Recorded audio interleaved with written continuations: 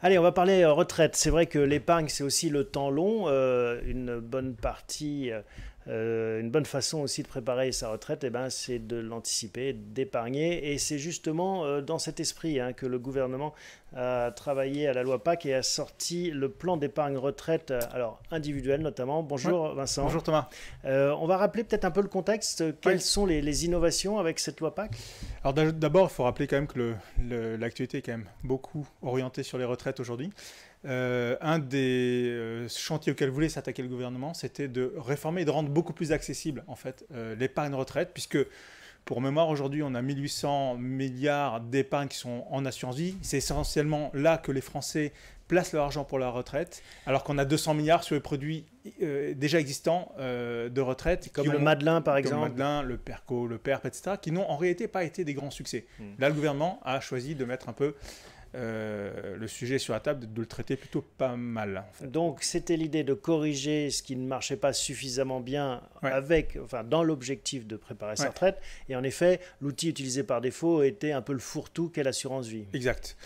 Et donc en fait aujourd'hui, je pense qu'un des objectifs aussi qu'avait le gouvernement, c'est essentiellement de faire en sorte de s'adapter à l'évolution des carrières, des modes de carrière. C'est-à-dire que les gens sont salariés à une époque, deviennent indépendants, redeviennent salariés, etc. Et auparavant, on ne s'y retrouvait pas. Donc un des objectifs qu'avait notamment le gouvernement, c'était de rendre portable le plan d'épargne retraite, faire en sorte qu'en fonction de son évolution de carrière, du statut dans lequel on évolue, on puisse continuer à épargner avec plus ou moins les mêmes clés et la même lisibilité. Donc c'est des produits qui sont assez portables, qui vont pouvoir aussi ouvrir un peu la concurrence.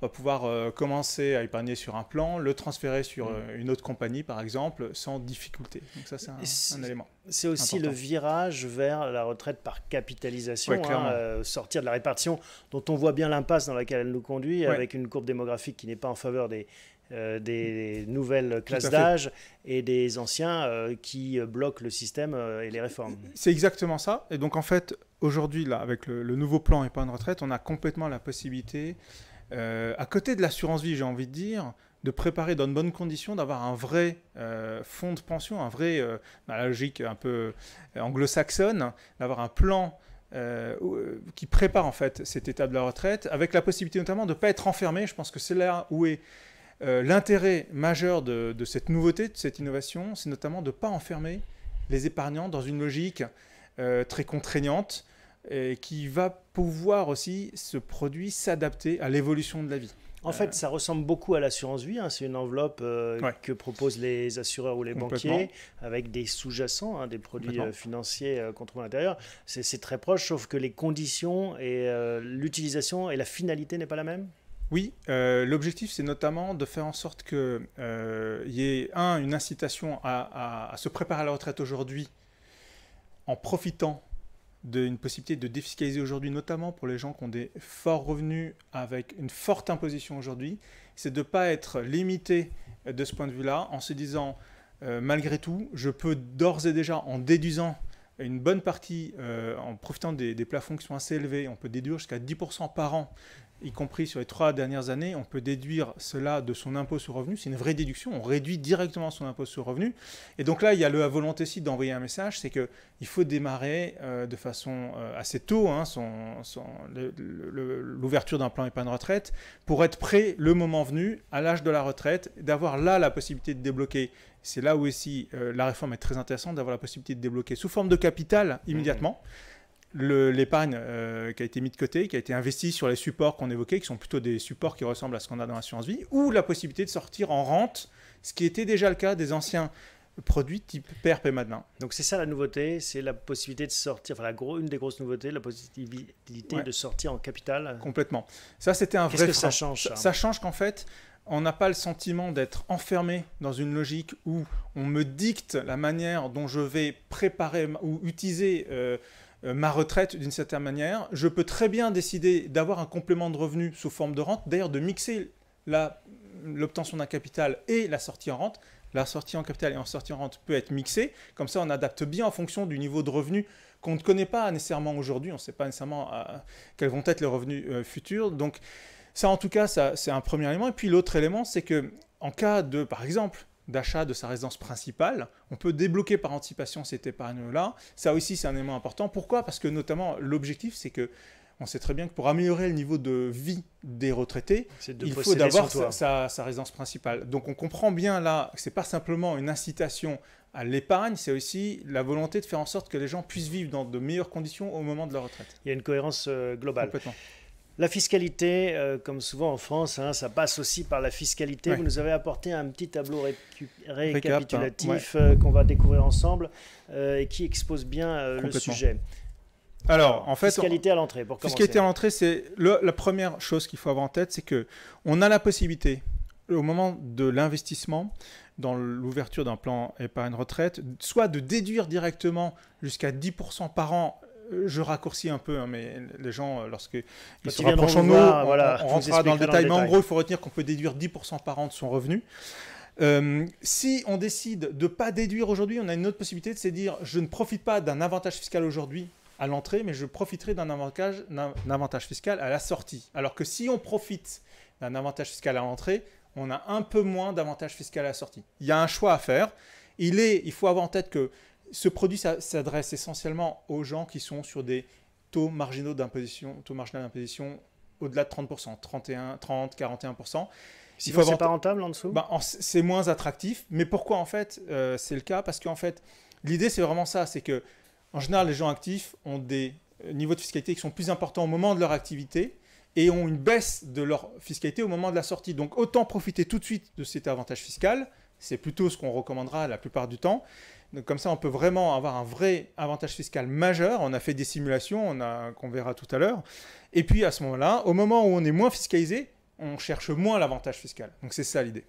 Alors, on continue avec le tableau qu'on va continuer à voir s'afficher. Les supports, on en a dit un mot, c'est très proche de l'assurance vie. Alors, c'est très proche de l'assurance vie. On a complètement la possibilité, notamment, d'aller aujourd'hui vers un niveau de diversification très élevé, un peu comme on le propose aujourd'hui dans l'assurance vie, c'est-à-dire qu'on peut mixer les supports immobiliers, SCPI, SCI, OPCI, etc. On peut être 100% sur des valeurs, alors, dans certains cas, unités de compte. Ça dépend des contrats. Alors, 100% unités de compte, oui. Au contraire, aujourd'hui... Surtout si on a du temps, c'est dans 30 ans, il faut profiter de la hausse des marchés. Complètement. Et d'ailleurs, il y a même des mécanismes, selon les contrats, où il y a des arbitrages automatiques qui se mettent en place pour, au fur et à mesure qu'on approche de l'âge de la retraite, commencer à basculer dans une logique de sécurisation des fonds. Mais effectivement, on peut être complètement en unité de compte, notamment en mixant immobilier, fonds structurés, fonds, typiquement le fonds dont on va parler dans la troisième partie, est probablement éligible à pas mal de plans épargne retraite. Le private equity commence à apparaître en assurance vie, il apparaît également dans la logique du plan épargne retraite. Donc en fait, c'est vraiment ça qu'il faut retenir, c'est un produit complémentaire à l'assurance vie en réalité. Plafond de déduction. Plafond de déduction, donc c'est ce que j'évoquais. En gros, il faut retenir qu'on peut déduire 10% des revenus professionnels de l'année en cours. Et un point intéressant, le transfert. Alors ça, là aussi, il y a une incitation du gouvernement. Il y a deux éléments qu'il faut retenir. Premier élément, c'est que l'esprit, c'est de dire conserver l'assurance vie, notamment pour des logiques de transmission. Lorsque c'est pour une logique de retraite, vous pouvez basculer le contenu de vos anciens contrats d'assurance vie qui ont plus de 8 ans sur un nouveau PER, un plan épargne retraite individuelle, et profiter d'un doublement des abattements qu'on a en assurance vie. Donc là, on est à 9 600 € pour un couple. On va le doubler. Ça, on a la possibilité de le faire jusqu'en 2023. Et dernière petite carotte que certains ont peut-être déjà notée, dont il faudrait profiter avant la fin de l'année, c'est que toutes les personnes qui ont été exclues, qui ont des PERP ou des Madelins, ils ont été gênés par l'arrivée du prélèvement à la source. Et puis, certains ont été gênés parce que la possibilité pendant l'année blanche, de déduire était limitée ou moins attractive. Donc là, ce qu'a fait le gouvernement, c'est qu'il a indiqué qu'il y avait une dérogation pour profiter à plein des plafonds. On peut donc utiliser et transférer son PERP et son Madelin sur un nouveau plan épargne retraite et profiter à 100% du plafond 2019. Et donc ça, c'est à prendre en compte avant le 31 décembre de cette année. Et selon vous, ça va être un succès, ces fonds de pension à la française? Il semblerait que corrige en effet les petites faiblesses des anciens produits. Depuis que bienprévoir.fr existe 11 ans maintenant, on a vu beaucoup de réformes arriver.